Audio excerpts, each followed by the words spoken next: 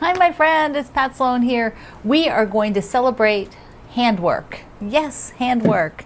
I know that that is the absolute love of many of you quilters, and there are some of you that pretty much avoid handwork.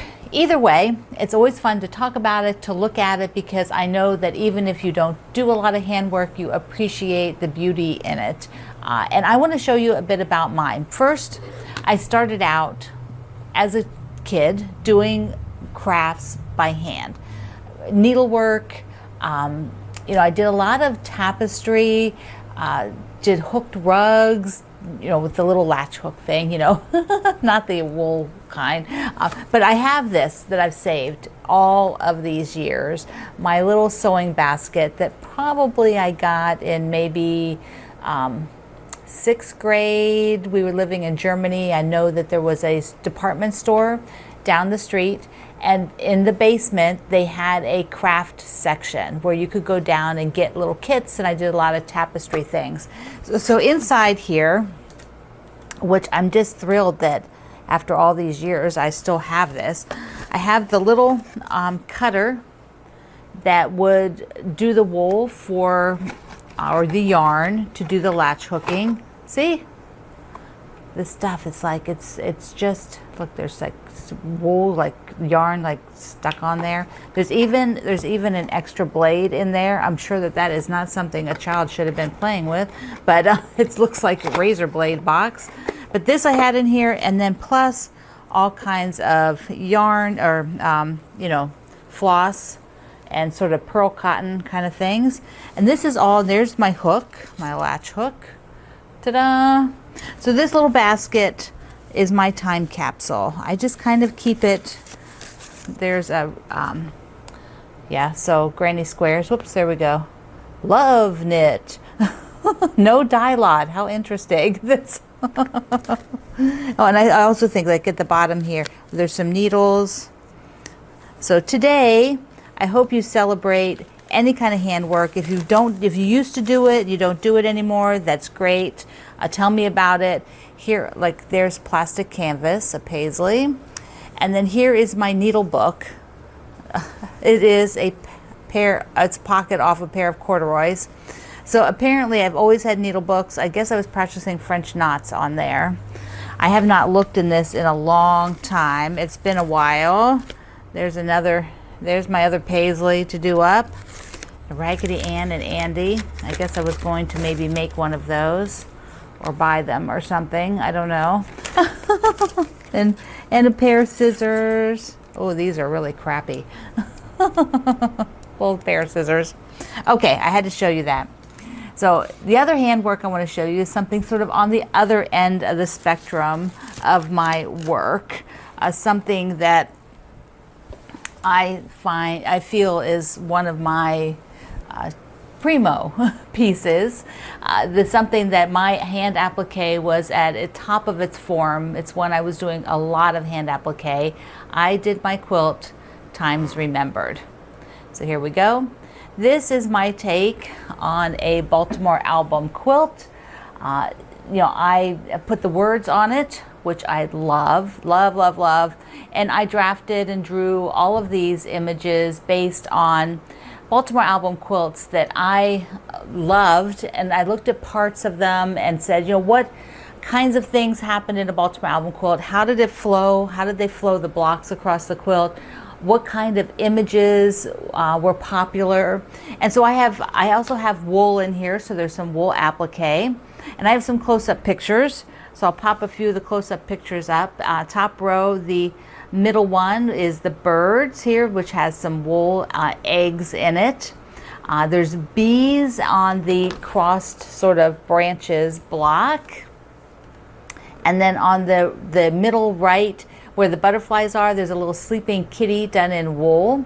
And then I'll show you one more. Down at the bottom is the bunny with carrots. See, I like carrots in images. So Times Remembered is a hand applique project, but you could just as easily do this with fusible applique by machine. It is totally doable for that. link is down in the description box, or you can go over to my digital store where you can purchase my pattern if you want to make your own Baltimore album, Times Remembered. Now, I haven't done a lot of hand applique lately, but there is one quilt that I would really love to do, and it is in the Virginia Quilt Museum. And the museum has put a pattern out for it at their 20th anniversary. And you know that there's the 25th anniversary that you need to sign up for, so you can come. This is a Shenandoah Valley Botanical Album pattern. And you can buy this one off of their website. I had a chance to see it in person once when it was hanging. It really recently, it just was hanging again for the anniversary exhibit that they had. But it is a spectacular quilt. I just think it is just so amazing. Now, it has a little bit smaller pieces. I might do this one by machine instead of hand appliquing, but that is kind of on my list. So speaking of the museum, remember to go and sign up for the second Saturday in October, where we're celebrating the 25th anniversary, and you'll learn about the museum, hear some interesting stories, and we have a lecture on antique quilts from the Shenandoah Valley and other parts. So that'll be so nice. And just support the museum. It's a quilt museum. It's really independent, and 25 years. Well, they're on 26 now, but that's incredible. Once again, you can go right down there and sign up. It is free to come to this event on the virtual web. And today is Daughter Day. So you want to celebrate being a daughter, having a daughter, being having someone in your life who you think of as a daughter. Today, celebrate our daughters. That is a really good thing. One of those really nice warm and fuzzy days, warm and fuzzy holidays. All right, I want to tell you that, remind you, for the sew along that we're doing, where we have this kit. It's called Autumn. The kit is called Autumn Wonderland because the Fat Quarter Shop wanted you to be sure that you understand that the kit is not the same fabrics as the cover of the pattern, because the cover of this pattern was done a few years ago, and of course that fabric is no longer available. So we decided to look at what Joanna's fall fabric would look like in this quilt, and it's just amazing. So it is an autumn version of the quilt.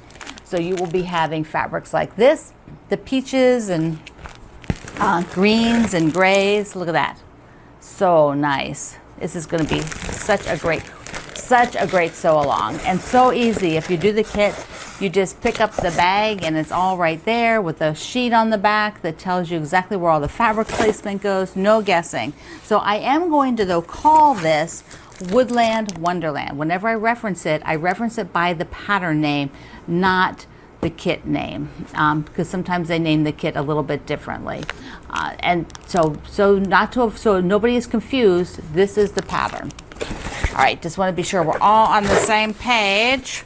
We don't want to get off onto other things and forget what the heck's going on. So I have a finish that came back from the spa, my Liberty box.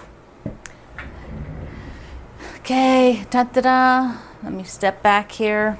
It's quilted. I don't have binding on it, but it is quilted. So, ta-da! Here's the Liberty box, and I'll show you up close in a second, but I have an overall quilting on it with stars and ribbons.